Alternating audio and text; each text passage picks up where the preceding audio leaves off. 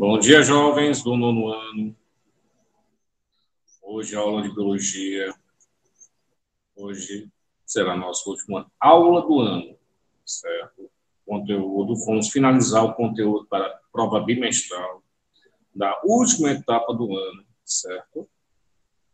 Então, vamos finalizar.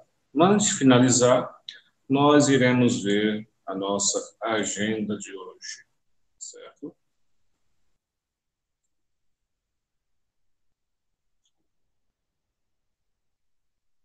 Nossa agenda de hoje, vou aumentar aqui para vocês visualizarem melhor, será nosso último capítulo do livro, capítulo 9, certo? Genética. Vamos ver a base da genética, as contribuições de Mendel para a genética, hereditariedade humana, genética dos séculos 20 e 21, e atividade de casa. Próxima semana será revisão, certo? Nesse caso, temos revisão para a prova bimestral. Não se preocupe, tudo será feito o prazo. Tá bom, jovens? Então, vamos para o conteúdo de hoje. Hoje nós iremos usar o livro, certo? Para a nossa ferramenta de estudo de hoje. Então, o capítulo 9 tem uma imagem interessante, muito interessante, que reflete a genética. Temos duas imagens. A primeira imagem, à sua esquerda, seria relação ao milho. Milho, vocês sabiam que é uma leguminosa, certo? Que é exclusiva da América? Sim. Os indígenas, principalmente os maias, os astecas, produziam milho, certo? E era utilizado como ferramenta de troca, moeda, certo? Entre os maias e os astecas, certo? Existe aproximadamente milhares de espécies de milho, certo? Com várias denominações. Essa diferença de milhos que vocês estão vendo é porque os maias, os astecas, eles fazem o cruzamento genético das plantas. Então, nesse caso, os astecas, os maias, já tinham um avançado conceito de genética para eles na época. Então, nesse caso, a capacidade de combinações genéticas evitavam que as pragas destruíssem as plantações, possibilitando que as tribos maias e os astecas tivessem capacidade de manter a sua alimentação. Tribo não, Jorge, desculpa, nação. Os maias e os astecas formavam povos antigos das Américas, certo? E temos também o fator humano. Temos aqui um casal, certo, que tem afrodescendentes, que geraram uma criança de cor de pele branca, cabelos louros. Isso é possível, Jó, por causa que provavelmente algum descendente desse casal, certo? Vamos ver aqui. Em 2010, na Inglaterra, Benjamin e Angela, ambos afrodescendentes com a pele negra, tiveram um filho com a pele clara. Nesse caso, provavelmente, na árvore genealógica dessa família, algum descendente tinha pele branca, certo? Cabelos louros. Então, esse fator genético estava escondido no DNA desse casal.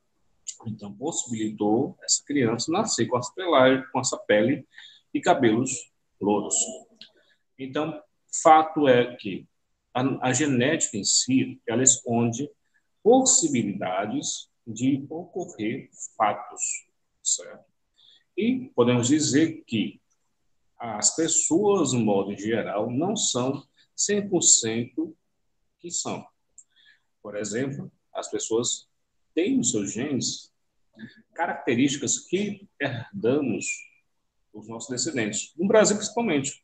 No Brasil, nós temos a herança genética, graças a Deus, de povos que vieram da África, que vieram da Ásia, que vieram da Europa, que vieram das Américas. Então, nós temos um leque cultural, certo, genético, que possibilita que nosso país tenha uma variedade genética grande e sermos até possivelmente resistentes a certas doenças, certo? Sim, a capacidade de uma variação genética é a possibilidade de que nós tenhamos uma leque maior de características genéticas e uma variedade maior de resistências a certos fatores de doenças, certo? Isso vamos ver daqui a pouco com o passar da nossa aula. Nesse caso, vamos entender como a genética surgiu, certo?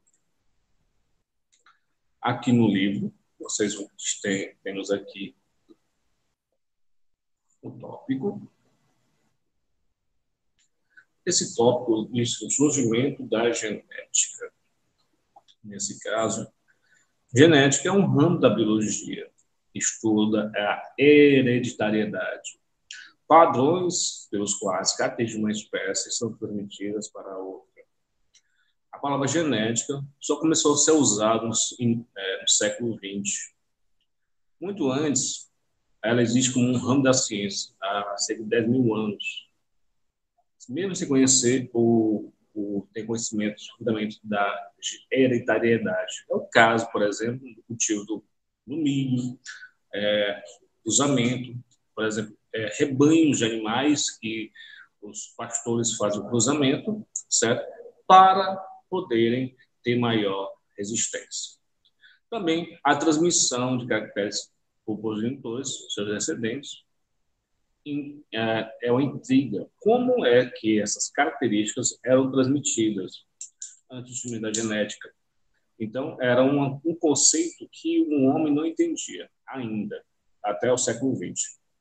Na Grécia Antiga, o filósofo Hipócrates propôs que cada órgão do corpo do pai produzia partículas que reuniam no sêmen e eram transmitidas aos descendentes durante a reprodução.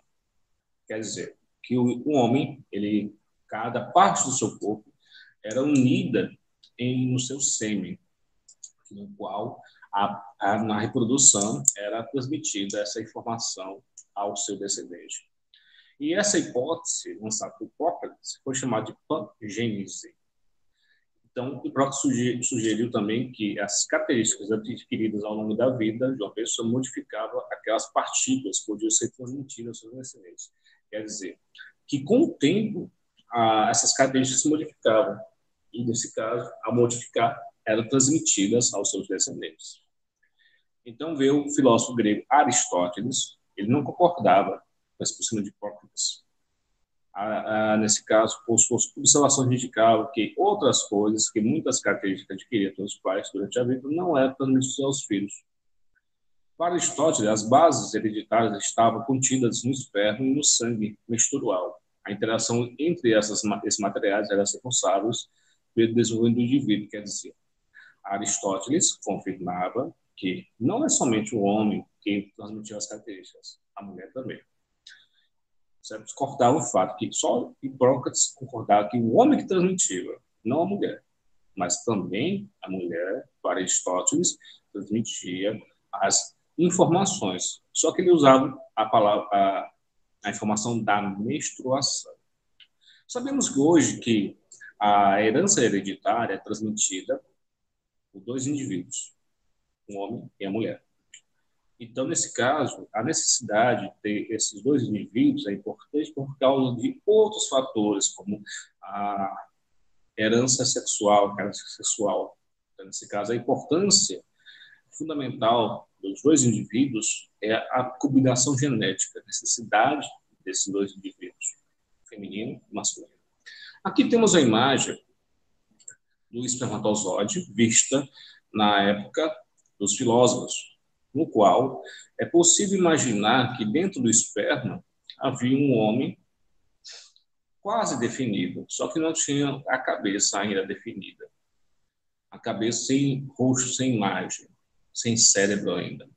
Então, nesse caso, a chamada homunúculo, que nesse caso é um homem pré-formado, certo? Esse conceito veio após a descoberta, a criação do microscópio e a descoberta dos micróbios. Então, imaginavam-se na época, no século XVII, que havia um homunúculo dentro do espermatozoide. Nós iríamos continuar nosso próximo vídeo daqui a pouco.